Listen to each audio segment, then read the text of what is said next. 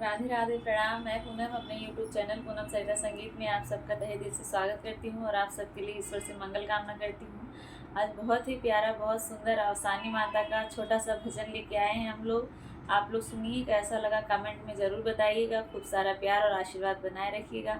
अगर चैनल पर नए हैं तो चैनल को सब्सक्राइब ज़रूर करिएगा और वीडियो को ज़्यादा से ज़्यादा शेयर करिएगा और कमेंट करके बताइएगा आपको ये गीत कैसा लगा। भगिया